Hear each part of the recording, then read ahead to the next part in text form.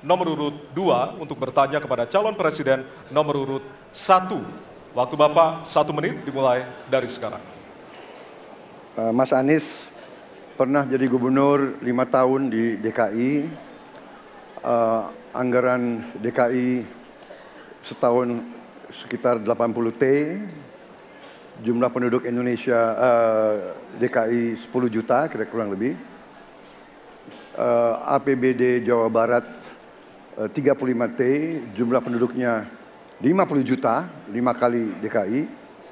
Tetapi selama Mas Anies mimpin, sering sekali DKI menerima indeks polusi tertinggi di dunia.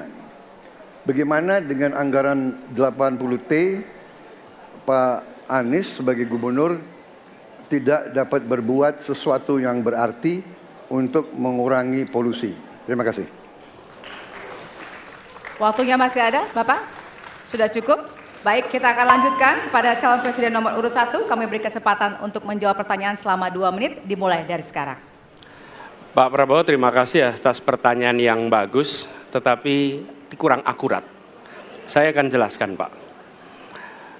Ketika satu daerah mengatakan di tempat kami tidak ada COVID, di tempat kami COVID banyak, lalu yang tidak ada COVID kami tanya, kenapa tidak ada COVID? Nah, kami nggak punya alat testing, Pak.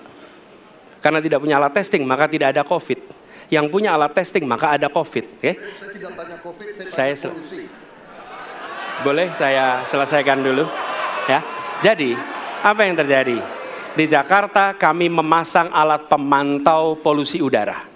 Bila masalah polusi udara itu bersumber dari dalam kota Jakarta, maka hari ini, besok, minggu depan konsisten selalu akan kotor. Tapi apa yang terjadi? Ada hari di mana kita bersih, ada hari di mana kita kotor.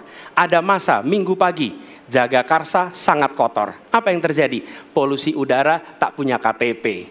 Angin tak ada KTP-nya.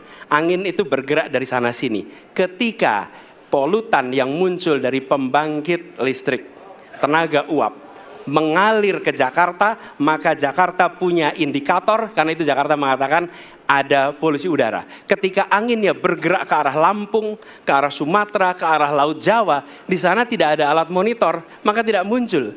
Dan Jakarta pada saat itu bersih. Kalau problemnya dari dalam kota saja, maka konsisten tiap waktu. Ya, kita punya masalah polusi. Karena itu kita kerjakan dengan apa? Kita lakukan, Pak. 1, dengan pengendalian emisi dari kendaraan bermotor. Dan pengujian emisi sekarang wajib. Yang kedua, elektrifikasi kendaraan umum. Yang ketiga, konversi kendaraan umum. Dan dulu yang naik kendaraan umum hanya 350.000 per hari, sekarang 1 juta per hari. Jadi itu kita kerjakan untuk menangani soal polusi di Jakarta. Baik. Masih ada waktu, Bapak? Cukup? Ya. Kami persilakan kepada calon presiden nomor urut 2 untuk kemudian menanggapi jawaban dari calon presiden nomor urut 1. Waktu Bapak 1 menit dimulai dari sekarang. Ya susah kalau kita menyalahkan angin dari mana-mana ya. Jadi saya bertanya dengan anggaran segitu besar, jumlah penduduk, ya, langkah-langkah yang bisa dilakukan untuk dengan real dalam 5 tahun mengurangi polusi, juga di mana rakyat Jakarta begitu banyak yang mengalami sakit pernafasan.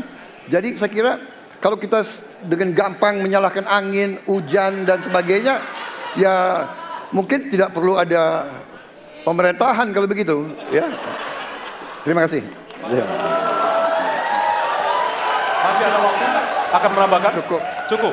Baik, selanjutnya kami berikan kesempatan kepada calon presiden nomor urut 1 untuk menanggapi tanggapan dari calon presiden nomor urut 2. Waktunya 1 menit, dimulai dari sekarang. Ya, inilah bedanya yang berbicara pakai data, yang berbicara pakai fiksi. Okay? Ini pakai data. Jadi ketika ditentukan, ya memang ada sumber polutan dari dalam kota. Tapi kalau sumber polutan itu hanya dari dalam kota, maka Pak pakai logika sederhana sekali. Jumlah motor dari hari ke hari sama, jumlah mobil dari hari ke hari sama. Maka harusnya angka polusinya sama setiap waktu. Betul tidak?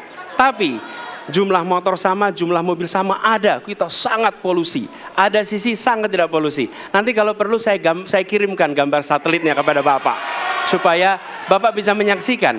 Dan inilah mengapa kita mengambil langkah itu pakai ilmu pengetahuan, pakai data, dan menggunakan saintis untuk terlibat. Kalau tidak pakai itu, maka nggak akan ada langkah yang benar. Dan ini kemudian saya teruskan, Pak, bagaimana pengendalian itu dikerjakan untuk dalam Jakarta. Jika saya terpilih presiden, maka yang luar Jakarta saya kendalikan juga, Pak. Baik. Terima kasih. Ya.